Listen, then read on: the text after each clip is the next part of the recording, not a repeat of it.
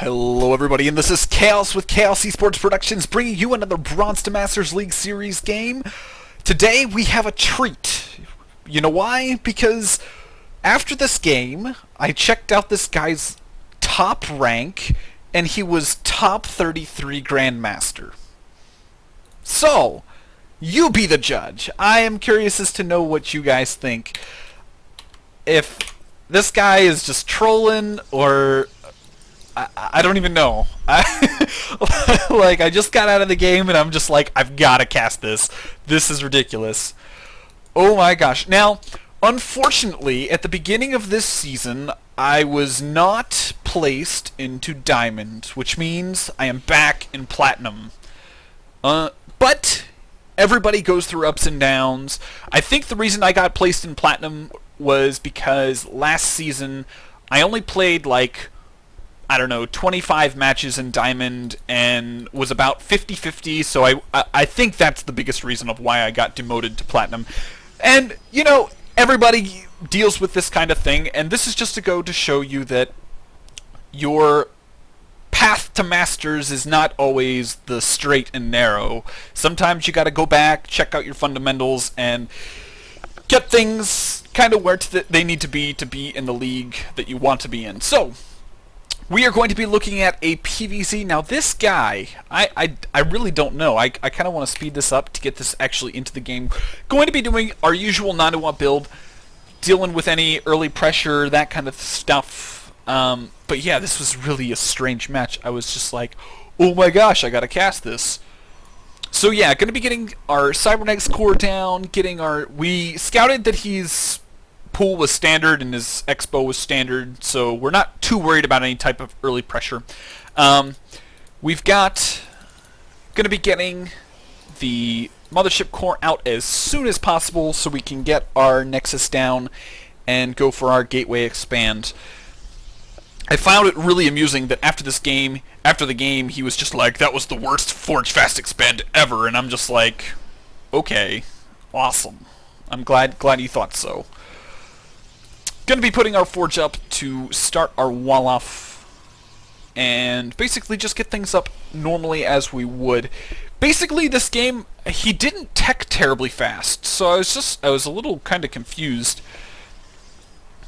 So he scouts that our wall off is not quite where it needs to be. I actually placed the gateway just a bit off, and I do want to note that this has only been researching for 37 seconds, which means we started this research at, yes, 5 minutes and 10 seconds-ish, or 5 minutes, 5 seconds.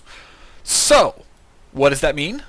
We were late. Significantly late. Not just a little bit. Significantly. Like, enough that had he just built units and probably came and attacked me, I probably would have just immediately died. So, super oversight on my part. No big deal, though, because we're still learning. He's going to come in with a whole bunch of lings. My probe is on hold command, so he doesn't get a whole lot accomplished. And then he just leaves his Zerglings just sitting here. I mean, if we slow it down... no, we're not going to slow it down, because... ooh, really slow. We kill 2, 3... we get them all down to below health, and then he comes in, and the rest of them just die. And then he's like, your race isn't Imba with that blank or anything, so lame. Yeah.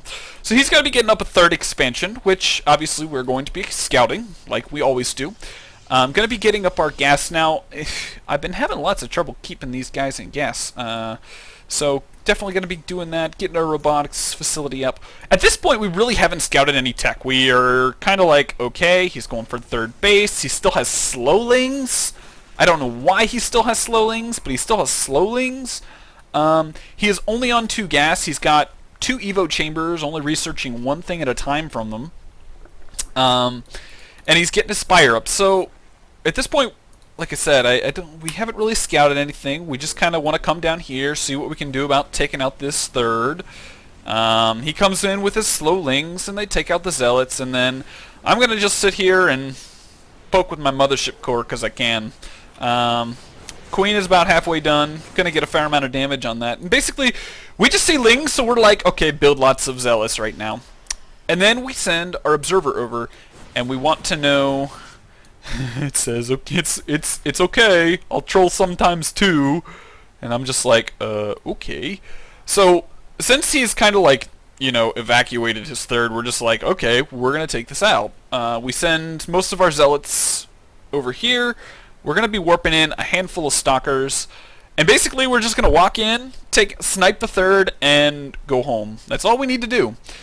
He does have Lings on the way, so we are a little concerned with that, so we're going to snipe the third and immediately recall, because, you know, losing units is just not good. So we've seen the Mutas, we know they're coming. He scouts the pylon, so he's going to go take it out. He still has Slowlings. I have no idea why a Grandmaster level player would still have Slowlings at this point. I mean, that's just beyond me. So yeah, so we're going to continue on doing this funness.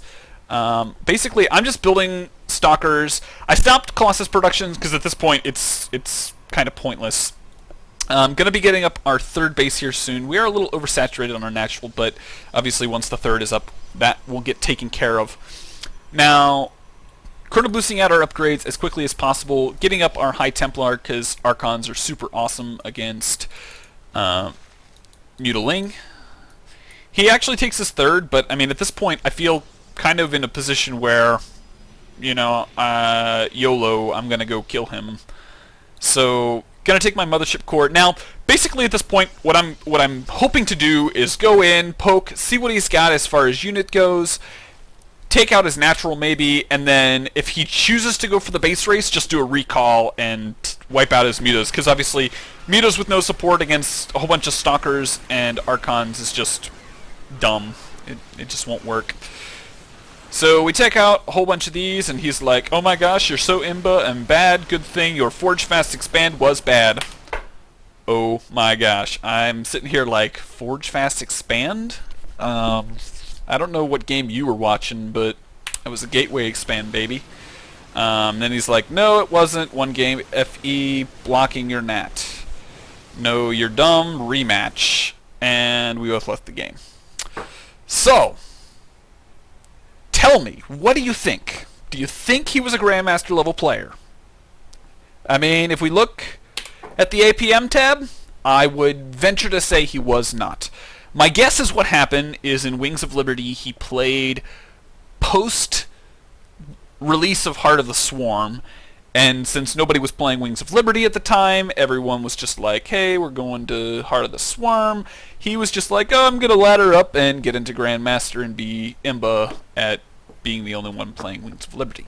So I'm guessing that's what happened. Either that or he switched races and is just absolutely terrible at Zerg. I quite honestly, I don't know.